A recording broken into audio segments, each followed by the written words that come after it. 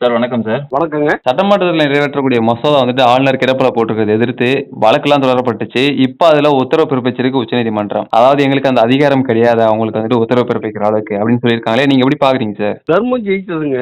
தர்மத்துக்கு என்னைக்குமே அழிவு கிடையாதுங்க. தர்மத்தின் வாழ்வதனை சூதுகவும் மீண்டும் தர்மமே வெல்லுன்ற மாரி ம். தர்மத்துக்கு என்னைக்குமே அழிவு கிடையாது. ம். இப்ப பாத்தீங்கன்னாக்கா, இவங்க இப்ப யுசிஜில விதிமுறைகளுக்கு முரண்பட்டவை அப்படின்னு சொல்லியிருக்காங்க. கவர்னர் ஒப்புதல் தர மறுத்தாருன்னு தான் சொல்லி இவங்க கேஸ் போட்டிருக்காங்க, ஃபைல் பண்ணியிருக்காங்க தமிழ்நாடு கவர்மெண்ட்ல. Civil original writ petition 1239/2023 article 142ல அது சம்பந்தமா honourable judges JB Pardiwala R Mahadevan 2 பேர் உத்தரவு போட்டிருக்காங்க. அதாவது ஜனாதிபதி 3 மாத காலக்கெடுவுக்குள் இதுக்கு தீர்வு கொடுக்கணும் அப்படின்னு சொல்லி. இது எந்த வகையில நியாயம்? ஒரு கொலை குற்றவாளி இருக்கான். கொலை குற்றவாளியை அப்பீல் பண்றான். அவனுக்கு மரண தண்டனை கொடுக்குறாங்க. ஹைகோர்ட்டுக்கு போறான், மரண தண்டனை கொடுக்குறாங்க. சுப்ரீம் கோர்ட்டு போறான், அங்கேயும் மரண தண்டனை கொடுக்குறாங்க. அதுக்கப்புறம் அவங்க யாருக்கிட்ட போவான்? ஜனாதிபதி கிட்ட தான் கருணை மனு போடுவான். ஜனாதிபதி பார்த்து அந்த கொலை தூக்கு தண்டனை கைதியை ஆயுள் தண்டனையா குறைக்கலாம். அப்ப சுப்ரீம் கோர்ட்டோட பவர் யாருக்கு ஜாஸ்தி? ஜனாதிபதிக்கு. அந்த ஜனாதிபதிக்கே இவங்க 3 மாத கெடுவு கொடுக்குறாங்க அப்படின்னும் போது அதுல எந்த வகையில நீங்க நியாயத்தை எதிர்பார்க்க முடியும்? அதனால தாங்க ஆர்டிகல் 142 சம்பந்தமா நான் சுப்ரீம் கோர்ட் சீஃப் ஜஸ்டிஸுக்கு மனு அனுப்பியிருந்தேன். அந்த மனுவை முறையா பரிசீலனை செஞ்சுட்டு சுப்ரீம் கோர்ட் சீஃப் ஜஸ்டிஸ் அதை ஒரு வழக்கா பதிவு பண்ணியிருக்காங்க. அது மட்டும் இல்லாம நான் மினிஸ்ட்ரி ஆஃப் லா அண்ட் ஜஸ்டிஸுக்கும் அனுப்பியிருந்தேன். அவங்களும் சுப்ரீம் கோர்ட்டுக்கு ஃபார்வர்ட் பண்ணியிருக்காங்க. அவங்களும் அதை கோட் பண்ணி காமிச்சிருக்காங்க. ஆளுநர் ஏன் சார் காலதாமதம் பண்ணிட்டு இருக்காரு? ஒப்புதல் அளிக்கலாம் இல்லைங்களா சார்? சார், ஆளுநர் சட்டத்துக்கு உட்பட்டு தான் சார் அவர் செயல்படுறாரு. சட்டத்துக்கு உட்பட்டு அவர் செயல்படுறதுனால தான் அவர் மேல இவங்களுக்கு கொஞ்சம் கோபம் வருது. இப்ப வேற ஒண்ணும் இல்ல. இப்ப நீட் எடுத்துக்கங்க. நீட்ல என்னாச்சு? ராஜ்யசபா லோக்சபாவில் பில் பாஸ் பண்ணி ஜனாதிபதி ஒப்புதல் வாங்கி அதுக்கப்புறம் சுப்ரீம் கோர்ட்டுக்கும் போய் சுப்ரீம் கோர்ட் தீர்ப்பு கொடுத்து எல்லா இடத்துலயும் நீட் நடந்துகிட்டு இருக்கு. அதாவது தீவிரவாதிகளை விடுதலை செய்யலாம்னு ஒரு சட்டசபையில ஒரு பில் பாஸ் பண்றாங்க. அப்ப தீவிரவாதிகளை விடுதலை செய்யலாம் அப்படின்னாக்கா அதுக்கு கவர்னர் ஒப்புதல் கொடுத்துட்டாரு அப்படின்னாக்கா அதுல என்ன பிரயோஜனம் இருக்கு சொல்லுங்க பாப்போம். அதுக்கு அப்ப போலீஸ் எதுக்கு? ராணுவம் எதுக்கு? நாட்டை தீவிரவாதிய கையிலே கொடுத்துட்டு போலாமே. தீவிரவாதியினால எத்தனை குடும்பம் பாதிக்கப்பட்டிருக்கு, எத்தனை பேர் வாழ்வாதாரத்துல இருக்காங்க.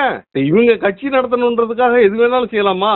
இவங்க கிட்ட மெஜாரிட்டி இருக்குன்ற ஒரே காரணத்துக்காக இவங்க ஒரு பில்லை பாஸ் பண்ணி அனுப்பி அதுக்கு கவர்னர் ஒப்புதல் கொடுக்கல. கவர்னரை கண்டனம் தெரிவிக்கிறோம், கவர்னர் எடுத்து கோர்ட்டுக்கு போறோம். போங்க, இப்ப கோர்ட்டு தானே உத்தரவு போட்டிருக்கு. அவங்க 2 ஜட்ஜஸ் 3 மாத கெடுவு கொடுத்தாங்க. அதுக்கு பிரசிடென்ட் 14 கொஸ்டின் கேட்டிருக்காங்க. அந்த 14 கொஸ்டினுக்கு பதில் கொடுத்துருக்காங்க. இப்ப என்னோட கேஸ் நம்பர் 34-300 SCI-PILE 2025. இப்ப கொடுத்த தீர்ப்புல பாத்தீங்கன்னாக்க chief justice BR Gavai, Surya Kant, Vikram Nath, PS Narasimha, Atul S Chandurkar இவங்கெல்லாம் அதை நல்லா ஆய்வு பண்ணி தான் இவங்க தீர்ப்பு கொடுத்துருக்காங்க. இப்ப எதிர்த்து வாதாடினவங்க யாருன்னு பாத்தீங்கன்னாக்க பெரிய பெரிய ஜாம்பவான்கள், கபில் சிபல், இன்னும் ஒரு 5 பேர் அட்வொகேட் எல்லாமே பெரிய ஜாம்பவான் தான். இருந்தாலும் அவங்களால ஜெயிக்க முடியலையே.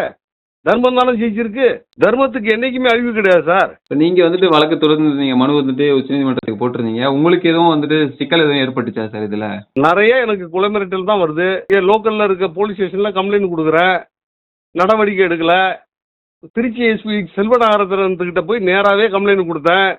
அவர் அந்த இன்ஸ்பெக்டர்கிட்ட கூப்பிட்டு சொன்னாரு, இதுவரையிலும் எந்த வித நடவடிக்கையும் யாருமே எடுக்கலைங்க. போலீஸ் எல்லாம் சும்மா சார். அது அவரு செல்வநாகரத்தில் என்ன பண்ணுவாரு? ஒரு எஸ்பிக்கே மரியாதை இல்லை ஒரு இன்ஸ்பெக்டர்னா அப்புறம் அவர் எதுக்காக எஸ்பியா உட்காந்துருக்காருன்னு தெரியல. அப்ப காவல்துறையில் என்னதான் சார் நடந்துட்டு இருக்கு? காவல்துறையில் என்னங்க, கட்ட பஞ்சாயத்து, சாராயம் விற்கிறவன் அவங்க தான் புரோக்கரா செயல்பட்டு இருக்கான். ஒரு அட்வொகேட்டுக்கு கூட மதிப்பு கிடையாது. ஜியபுரம் போலீஸ் ஸ்டேஷன்ல என்னதான் பண்றாங்கன்னு தெரியல. என்னங்க, ஒரு பெட்டிஷனை கூட விசாரிக்க மாட்டேன்றாங்க. ஒரு பெட்டிஷன் கொடுத்தா ஒரு CSR போட்டு கொடுக்கறது கிடையாது. அப்ப என்னதான் சார் போலீஸ் நடக்குது? அவர் எஸ்பி என்னதான் சார் பண்றாரு? எஸ்பி இன்ஸ்பெக்டர் என்ன பண்றாங்க? இதை எடுத்து நம்ம பெட்டிஷனை கொடுத்தாக்க அவங்க இங்கதான் அனுப்புறாங்க. இவங்க தூக்கிய பத்தியா என்கிட்டே வந்துருச்சுன்னு.